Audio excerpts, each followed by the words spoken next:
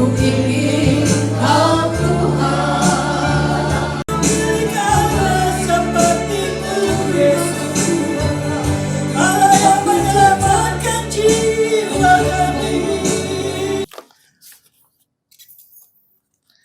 Tema yang akan saya bawakan pada hari ini adalah Tritunggal, yang ketiganya adalah satu. Kita dapat baca itu di dalam 1 Yohanes 5 ayat 7 dan 8. Sambil menunggu dibuka. Oh ya, cepat sekali ya. Terima kasih untuk ibu saudara Mimi. Sebab ada 3 yang memberi kesaksian di dalam surga, yaitu Bapa, Firman, dan Roh Kudus. Dan ketiganya adalah satu.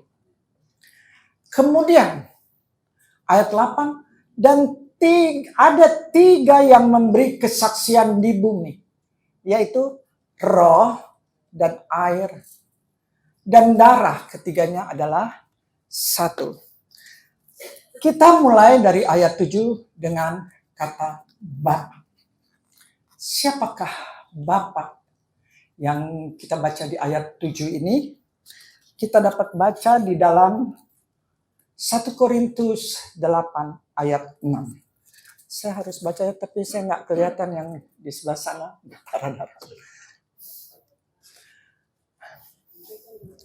Namun, saya keraskan, bagi kita ada satu Allah saja. Namun bagi kita hanya ada satu Allah saja, yaitu Bapa yang daripadanya berasal segala sesuatu dan yang untuk Dia kita hidup, dan satu Tuhan saja, yaitu Yesus Kristus, yang olehnya segala sesuatu telah dijadikan dan yang karena Dia kita hidup. Saudara-saudara, kita tahu bahwa Bapa yang adalah Allah, ya.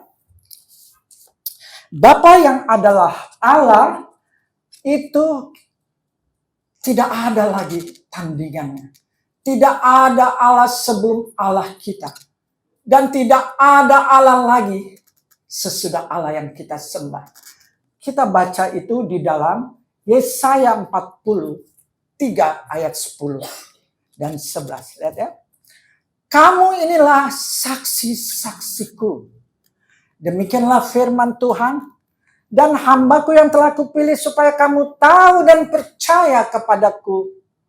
Dan mengerti bahwa aku tetap Dia. Sebelum aku, tidak ada Allah yang dibentuk. Dan sesudah aku, tidak akan ada lagi.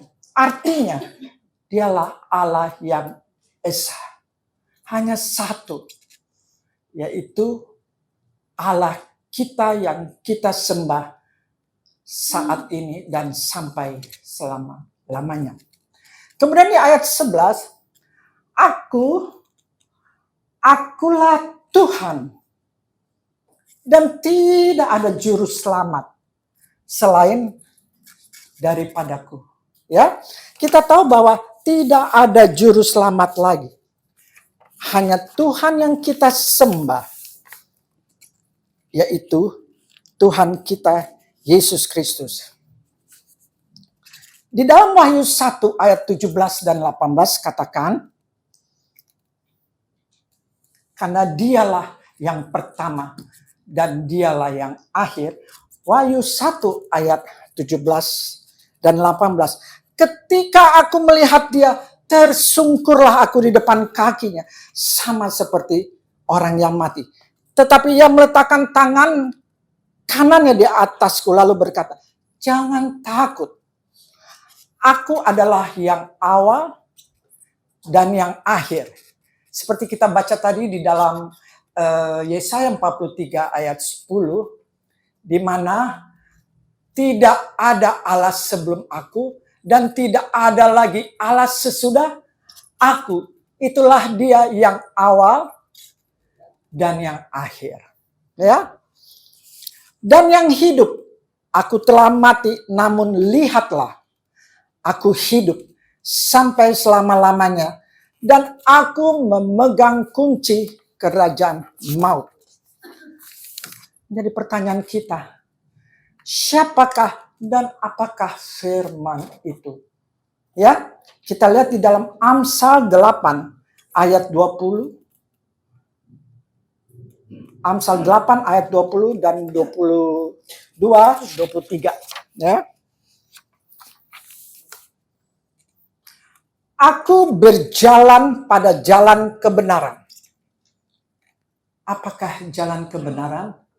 Firman, ya. Di tengah-tengah jalan keadilan. Firman Tuhan itu adil. Ya, perkataan Tuhan adil.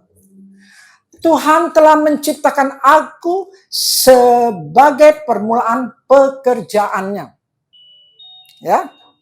Sebagai perbuatan yang pertama-tama dahulu kala. Ayat 23 kita notice, ya. Sudah pada zaman purbakala aku dibentuk. Pada mula pertama sebelum bumi ada. Kita bisa bayangkan, ya. Sebelum bumi ada, firman sudah ada. Yang awal dan yang akhir. Ya. Kemudian Amsal 8 ayat 30. Dan disebut apakah firman itu? Aku ada sertanya sebagai anak. Sebagai anak kesayangan. Setiap hari aku menjadi kesenangannya dan senantiasa bermain-main di hadapannya. Kita ingat, ya, bahwa telah dibentuk sebelum dunia dijadikan dan aku ada sertanya. Artinya apa? Firman dan yang membentuk bersama-sama dengan Dia. Ya, karena ini pembentukan bukan pembentukan fisik, tapi arti daripada roh.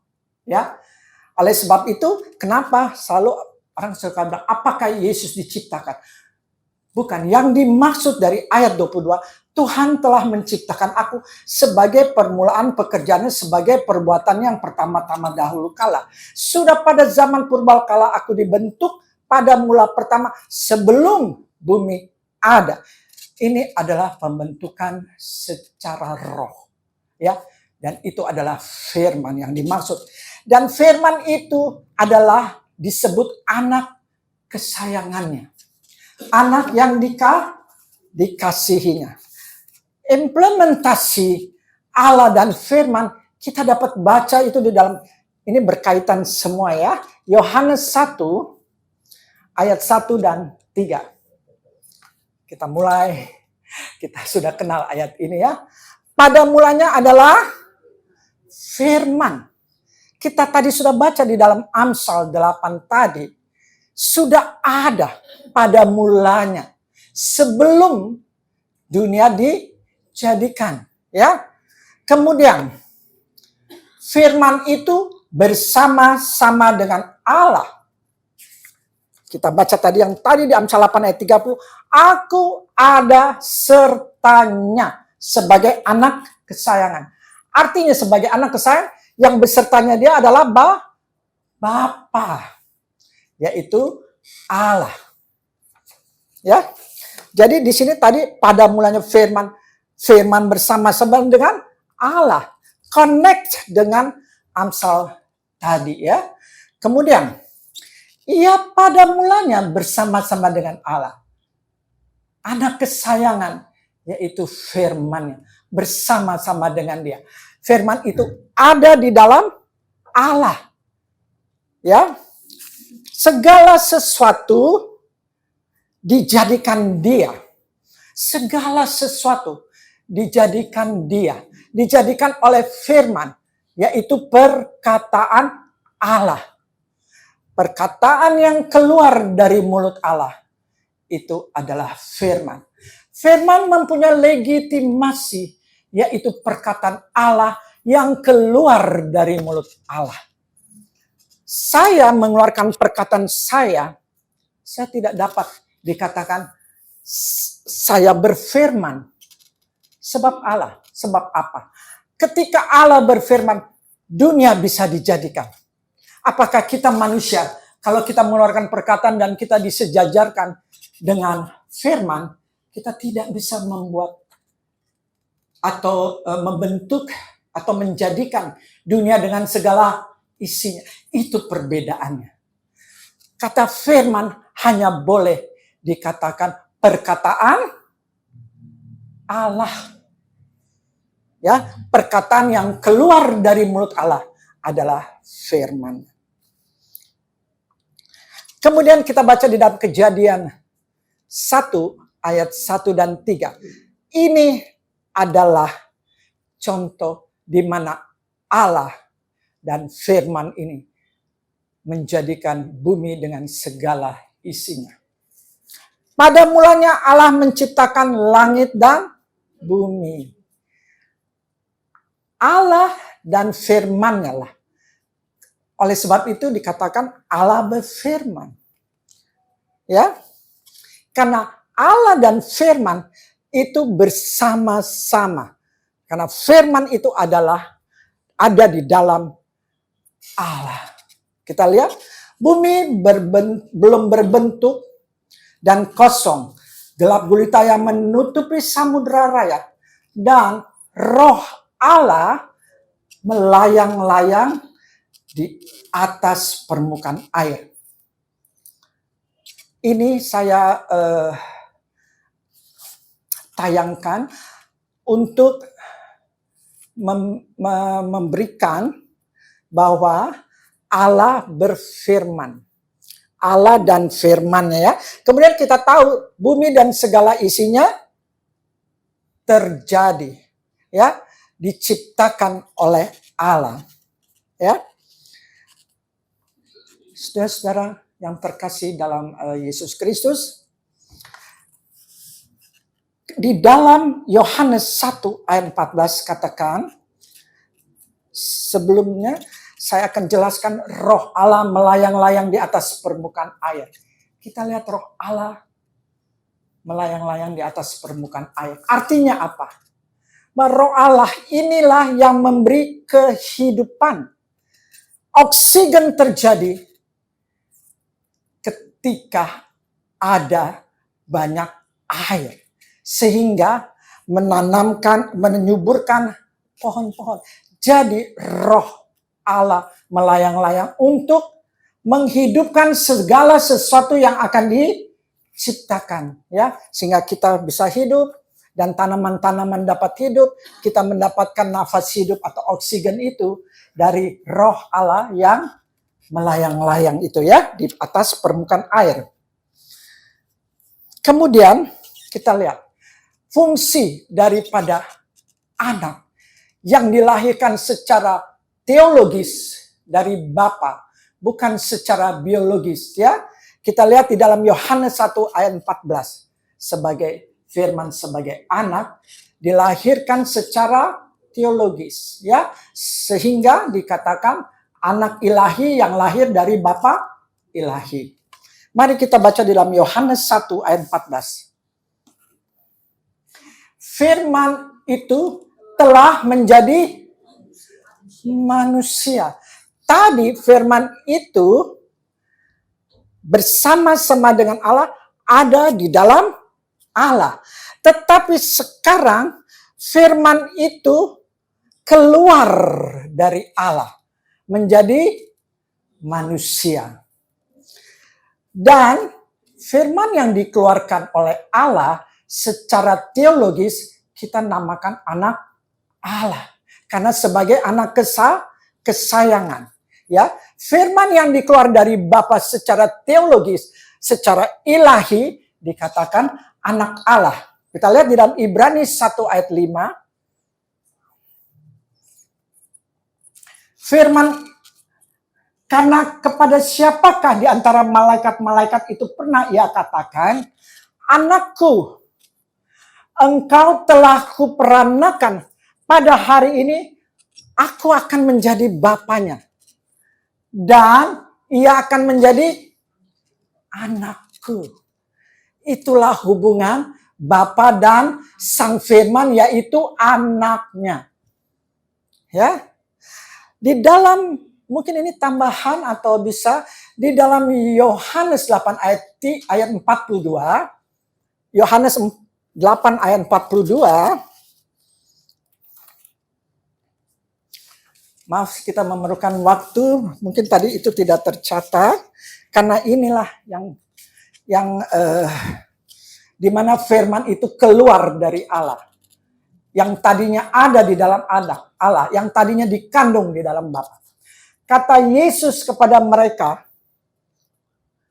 jikalau Allah adalah Bapamu, kamu akan mengasihi aku. Sebab aku keluar dari Allah. Ya, apakah Allah melahirkan? Bukan. Inilah yang dikatakan lahir secara teologi. Kelahiran ilahi. Oleh sebab itu disebut anak Allah. Yang hakikatnya adalah ilahi. Ya, dan aku datang bukan atas kehendakku sendiri. Karena ini adalah firman. Ya. Melainkan dialah yang mengutus aku. Ya. Banyak sekali saya lihat di YouTube. Oh, Yesus adalah utusan. Bagaimana kalau utusan itu datang dari surga? Siapakah utusan yang datang dari surga?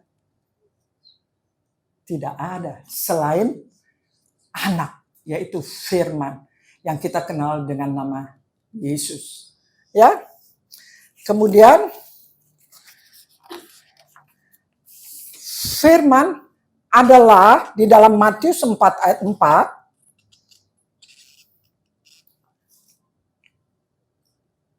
Ada tertulis manusia hidup bukan dari roti, tetapi dari setiap firman yang keluar dari mulut Allah. Kenapa? Karena firman ini adalah firman yang hidup dan kekal.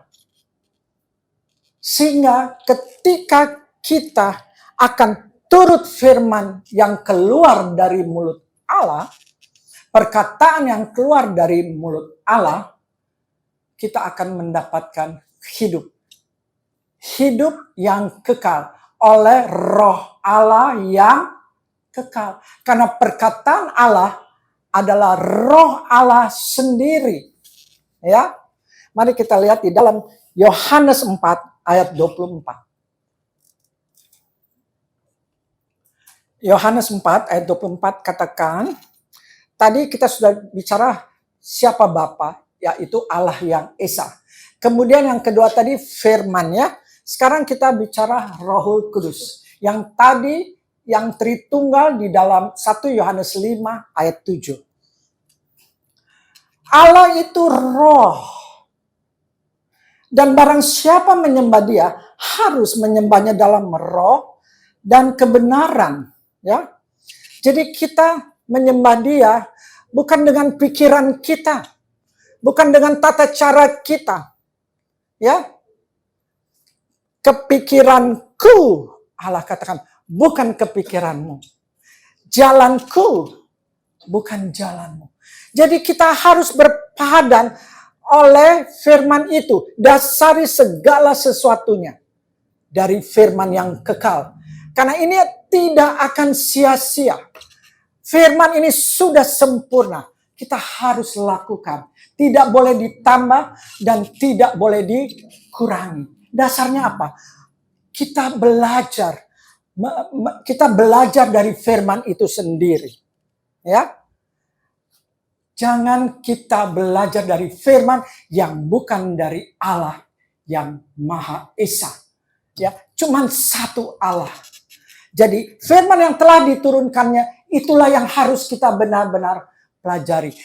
Karena kita sesat kalau kita tidak mengetahui isi Alkitab. Ya, kemudian Roma 8 ayat 2. Roh yang memberi hidup, yaitu Roh Kudus tadi. Kenapa Roh Kudus? Karena Allah itu kudus adanya, Allah itu roh adanya, sehingga Roh Kudus yang memberi hidup. Kita lihat, Roh Kudus memberi hidup. Ya, karena roh itu hidup. Ya, Roma 8 ayat 2, Roh yang memberi hidup telah memerdekakan kamu dalam Kristus dari hukum dosa dan hukum maut. Semua kita manusia sudah berdosa atas perbuatan Adam melanggar firman Tuhan. Kita turunannya, kita pun harus mati. Karena upah dosa adalah maut. Sehingga kita memerlukan penolong untuk melepaskan kita dari maut. Tetapi hukum maut itu harus dijalankan manusia. Oleh sebab itu kita semua pasti mati. Tetapi kita tidak mati untuk selamanya. Ya, nanti kita akan ke arah situ. Roh itu hidup. Allah itu hidup. Di dalam Ayub 33 ayat 4 katakan, Roh Allah telah membuat aku, dan nafas yang maha kuasa, yaitu Allah, membuat aku hidup. Di mana nafas Allah berada? Ada di dalam Allah. Ketika dihembuskan, waktu Allah menciptakan Adam, sesudah dibentuk, kemudian Allah menghembuskan nafasnya. Jadi enggak Adam hidup. Itulah di dalam Kejadian 2 ayat 7 kita lihat bahwa roh itu hidup. Maka Tuhan Allah membentuk manusia dari debu. Dibentuk dulu dari debu yang ada dari bumi. Dari debu di tanah dan menghembuskan nafas kehidupan. Ya, hanya Allah yang bisa melakukan, memberikan kehidupan, memberikan napasnya untuk manusia yang diciptakan pada saat itu dari tanah agar hidup. Karena yang memberi napas itu adalah Allah yang maha kuasa dan yang hidup dengan kekekalan. Oleh kekekalan, dari kekekalan. Ya, kita lihat sehingga manusia itu menjadi hidup. Jadi Roh Kudus yang dimaksudkan di 1 Yohanes 5 ayat 7 adalah kehidupan. Dan Allah itu roh adanya. Saudara-saudara, kita sudah mempelajari tadi Bapa yang adalah Allah, yang Esa di dalam 1 Korintus 8 ayat 6 tadi, dan juga Firman yang adalah anaknya. Sebab itu kita lebih mengetahui Bapa, Anak, dan Roh. Tapi di dalam 1 Yohanes 5 di ayat 7 disebut Bapa, Firman, dan Roh. Tapi Firman itu jelas adalah Anak, Putra yang keluar dari Bapa, dinyatakan sebagai anak. Ya, ketika Yesus dibaptis, dia keluar dari air. Ada suara dari atas, dari surga. Ya, melalui Roh Kudus, ada Roh Kudus seperti merpati. Kita lihat ada 3 di situ. Ya, Allah berbicara Bapa dari surga. Ya, kemudian Firman, yaitu yang menjadi manusia, Yesus, dan Roh. Inilah ketiganya, Bapa, Firman, dan Roh. Ya, diproklamirkan, didemonstrasikan oleh Bapa di surga. Dia langsung suara yang dari surga. Inilah kesaksian Bapa kepada manusia, memperkenalkan anak yang dikasihinya, yaitu firman yang menjadi manusia. Anak kesayangan yang tadi di Amsal 8. Kemudian dia katakan, inilah anakku yang kukasihi, kepadanya lah aku berkenan. Kemudian kita akan beralih ke 1 Yohanes 5 ayat 8. Kesimpulan dari Bapa, Firman, dan Roh adalah satu. Sebab Bapa yang adalah Allah, Firman yang adalah Anak, Roh adalah hidup. Ketiganya ada di dalam Bapa. Sehingga itu yang dikatakan Allah yang esa. Ya. Kita akan masuk di dalam ayat 8 1 Yohanes 5 yang memberi kesaksian di bumi. Tadi yang ayat 7 memberi kesaksian di surga, ya. Bapa, Firman, dan Roh. Sekarang kita akan pelajari 1 Yohanes 5 ayat 8. Dan 3 yang memberi kesaksian di bumi, yaitu roh, air, dan darah. Ya, kita akan belajar awal yaitu roh. Roh, makna dari roh di sini ada 2 arti. Ya, kita lihat di dalam Yohanes 1 ayat 14. Firman itu telah menjadi manusia dan diam di antara kita, dan kita telah melihat kemuliaannya, yaitu kemuliaan yang diberikan kepadanya sebagai anak tunggal Bapa. Ya, ketika dikatakan anak tunggal, artinya hanya satu. Jadi firman yang menjadi manusia dikeluarkan hanya 1 kali. Tidak ada lagi firman lain selain Injil yang sekarang ada di depan kita. Sebagai tuntunan kita generasi yang telah ditebus oleh Kristus yang terdapat di dalam perjanjian yang baru. Ya. Di sini saya akan jelaskan bahwa roh itu Tuhan. Tadi roh itu adalah Allah yang bersaksi di surga dan yang bersaksi di dunia. Kata roh ini mempunyai arti Tuhan.